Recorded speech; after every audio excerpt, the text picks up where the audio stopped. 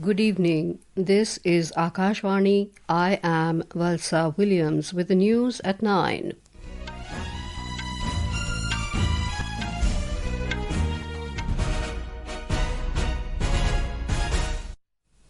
The headlines. Stage set for first phase of assembly elections in Bihar tomorrow. Voting to take place for 121 seats across 18 districts. Over 1,300 candidates in the fray, including Deputy Chief Ministers Samrat, Choudhary and Vijay Sinha and 16 sitting ministers. Campaigning for second phase in full swing. India says Pakistan has undermined the spirit of Indus Waters Treaty through sustained hostility and cross-border terrorism. Purab and Dev Deepawali being celebrated with religious fervour. In the US, Ghazala Hashmi becomes Virginia's first Indian-American lieutenant governor. Prime Minister Narendra Modi meets world champion Indian women's cricket team at his residence in New Delhi. And BCCI announces 15-member Indian squad for test series against South Africa beginning from 14th November. The stage is all set for the first phase of assembly elections in Bihar tomorrow. Polling will begin at 7 a.m. and conclude at 6 p.m. However, due to security considerations, the polling time has been curtailed to 5 p.m. in Simri Bakhtiarpur, Mahishi, Tarapur, Munger, Jamalpur and in 56 polling booths of Suryagadha Assembly segment. In this phase, the political fate of 1,314 candidates will be decided by over 3.75 crore electors. Among them are 122 women candidates. More from our correspondent. From the NDA side, JDU is contesting the highest number of 57 seats, followed by BJP on 48, LJP Ramvilas on 14 and Rashtriya Lok Morcha is contesting on 2 seats. In the Mahagathbandhan, RJD has fielded the highest number of 73 candidates, followed by 24 from Congress and 14 from CPI-ML in the first phase. Mukesh Sahni-led Vikashshil Insan Party has given ticket to 5 candidates. CPM and CPI are contesting 3 seats each. The newly floated Jan Suraj Party has fielded 119 candidates in this phase. BSP, Pasupati Kumar Paras-led Rashtriya Lok Janshakti Party and AIMIM has also fielded many candidates in this phase. Apart from Deputy Chief Ministers Samrat, Choudhary and Vijay Kumar Sinha from Tarapur and Lakhisarai seats, several prominent candidates are in fray. Electoral fortunes of 16 ministers of Nitish Kumar cabinet will also be decided in this phase. Former Union Minister and former MP Ram Kripal Yadav is contesting from Danapur Assembly segment as a BJP nominee. Famous folk singer Maithili Thakur from Alinagar and Bhojpuri actor-singer Khesari Lal Yadav from Chhapra are trying their luck first time in politics. Dharmendra Kumar Rai, Akashvani News, Patna. Our correspondent from Vaishali district reports that 105 candidates are contesting across 8 assembly seats, with key constituencies like Raghavpur, Mahanar and Mahua witnessing a fierce battle between the ruling NDA and the Mahagathbandhan. Electors across all 8 assembly segments of Vaishali district will cast their votes tomorrow in the first phase of the Bihar assembly elections. The constituencies include Raghavpur, Vaishali, Hajipur, Mahua and Mahanar. Raghavpur, a stronghold of former Chief Minister Lalu Prasad's family since 1995, will witness a high-profile contest as RJD leader Tejasvi Prasad Yadav seeks a 3rd consecutive win. To defeat Mr. Yadav in the political battleground, the BJP has fielded former MLA Satish Kumar against him from the Raghavpur seat. This time, 101 all-women polling booths, 50 model booths, 1 youth booth and booths operated by a person with disabilities has been set up across the district. Over 25 lakh voters are eligible to vote this time, including around 48,000 first-time voters. Sakleen Akhtar, Akashvani News, Hajipur. Elaborate security arrangements are in place for tomorrow's elections. A report from our correspondent from Munger. Nearly 10 lakh eligible voters will exercise their franchise tomorrow in Munger district, which has 3 assembly constituencies, Munger, Jamalpur and Tarapur. Webcasting of all 1208 polling booths will be done. Voting will begin at 7 in the morning and will conclude at 5 in the evening. Commissioner Kumar Singh said the district administration has made all necessary preparations to ensure free and fair election. Control rooms have been established at district level as well as in the assembly constituencies. Election Commission has deployed 348 observers to ensure smooth and impartial conduct of the assembly polls. Anupam Mishra, Akashvani News, Munger.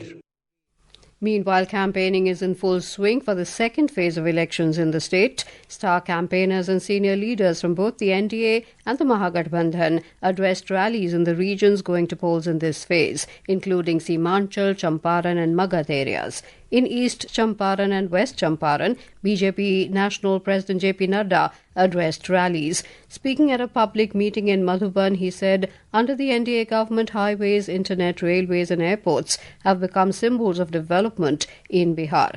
Janata Dal United President and Chief Minister Nitish Kumar addressed public meetings in Araria, Katihar and Kishanganj. Senior BJP leader Rajnath Singh held rallies in Jamui and Banka. In Rohtas, UP Chief Minister Yogi Adityanath held a public meeting. From the Mahagathbandhan, Congress leader Priyanka Gandhi campaigned in Valmiki Nagar and Chanpatia.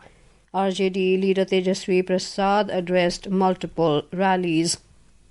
Samajwadi Party President Akhilesh Yadav and CPI-ML General Secretary Dipankar Bhattacharya held public meetings in Avada and Arwal.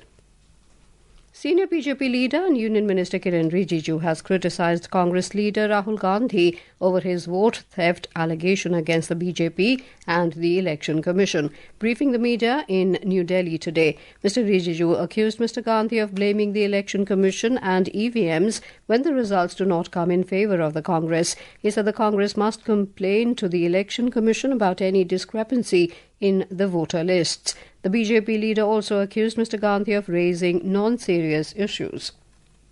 This is Akashvani giving you the news. For quick news updates round the clock, follow us on our X handle at AIR News Alerts. And for details of these stories and more, log on to our website www.newsonair.gov.in and download News on AIR app. Welcome back. Here with us on the news at 9. Labour and Employment Minister Dr. Mansukh Mandavia has said Pakistan has undermined the spirit of the Indus Waters Treaty through sustained hostility and cross-border terrorism. Delivering India's national statement at the plenary session of the Second World Summit for Social Development in Doha, Mr. Mandavia stressed that the neighbouring country has also repeatedly misused the treaty mechanisms to obstruct India's legitimate projects. Pakistan ने sustained hostility और cross border terrorism से Indus water treaty की spirit को कमजोर किया है। उसने भारत के लेजिटिमेट प्रोजेक्ट में रुकावट डालने के लिए ट्रीटी मैकेनिज्म का बार बार गलत इस्तेमाल किया है। जहां तक भारत के केंद्र शासित प्रदेश जम्मू और कश्मीर का सवाल है, पाकिस्तान को भारत के अंदरूनी मामलों पर टिप्पणी करने का कोई अधिकार नहीं है, खासकर तब जब वह भारत के नागरिकों के खिलाफ क्रॉस बॉर्डर टेररिज्म में लिप्त है। पाकिस्तान को चाहिए कि वह आत्ममंथन करे। Commerce and Industry Minister Piyush Goyal has said the ongoing negotiations on the free trade agreement between India and New Zealand will pave the way for expanding trade, investment and innovation linkages. Mr. Goyal was addressing the Indian diaspora along with New Zealand Prime Minister Christopher Luxon and Commerce Minister Todd McClay. He said the government is working to promote ease of doing business by reducing tax burden, eliminating red tapeism and lowering compliances.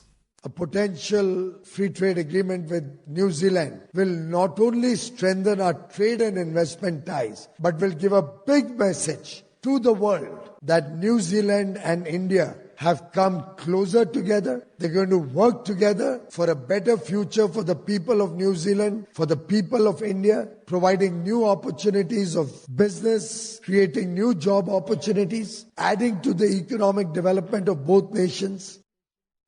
Vice President C.P. Radhakrishnan attended Chhattisgarh's Silver Jubilee celebrations in Raipur today. Praising the state's progress and the elimination of Naxalism, he urged Maoists to surrender and join the mainstream. The Vice President conferred state awards on distinguished personalities for their exemplary contribution in various fields and inaugurated the Udayachal Multi-Speciality Eye Care Institute in Rajnandgaon. Earlier, he addressed the Lakpati Didi conference highlighting women's empowerment. The Vice President also witnessed the spectacular air show by the Indian Air Force's famed Surya Kiran aerobatic team in Nawa Raipur. In the United States, India-born Ghazala Hashmi has made history by winning the Virginia Lieutenant Governor's race, becoming the first South Asian American and the first Indian origin woman to hold the post.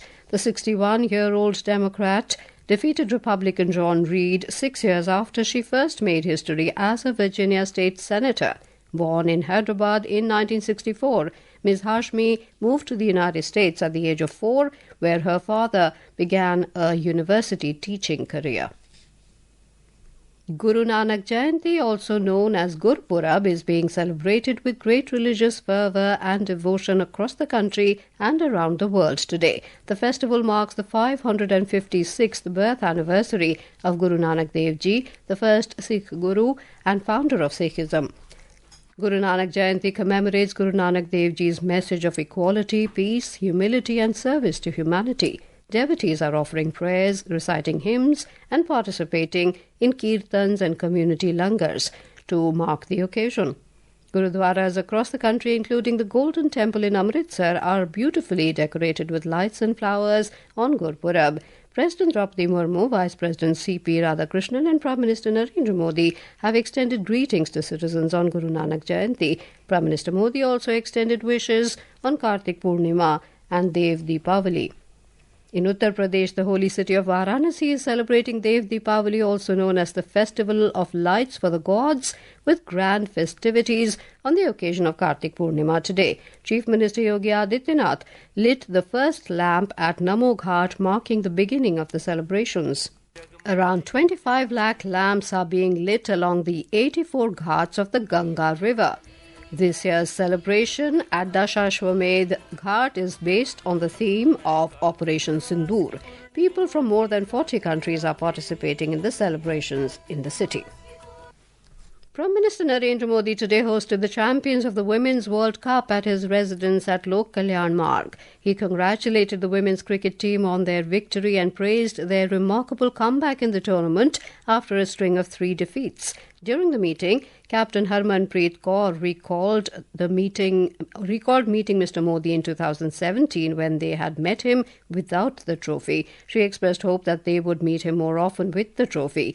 Vice Captain Smriti Mandhana said the Prime Minister had motivated them and has been an inspiration for all of them. The Board of Control for Cricket in India, BCCI, today announced a 15-man squad for the upcoming 2-match test series against South Africa beginning the 14th of this month in Kolkata. Skipper Shubman Gill will be assisted by Vice Captain Rishabh Pant, who has returned to the squad after recovering from injury. Pacer Akash Deep replaces Prasidh Krishna, while wicketkeeper N. Jagdishan has been dropped. India's pace attack will feature Jasprit Bumrah and Mohammad Siraj, while Ravindra Jadeja, Akshar Patel, Kuldeep Yadav and Washington Sundar will lead the spin unit. The series opener will be played at Eden Gardens in Kolkata from 14th November, while Guwahati will host the second game from the 22nd of this month. And now, before we end the bulletin, the headlines once again. Stage set for first phase of assembly elections in Bihar tomorrow. Voting to take place for 121 seats across 18 districts. Over 1,300 candidates in the fray, including Deputy Chief Minister Samrat Choudhary and Vijay Kumar Sinha and 16 sitting ministers. Campaigning for second phase in full swing. India says Pakistan has undermined the spirit of Indus Waters Treaty through sustained hostility and cross-border terrorism. Guru Purab and Dev Deepawali being celebrated with religious fervour. In the US, Ghazala Hashmi becomes Virginia's first Indian-American Lieutenant Governor. Prime Minister Narendra Modi meets world champion Indian women's cricket team at his residence in New Delhi. That is all in the news at 9. Good night.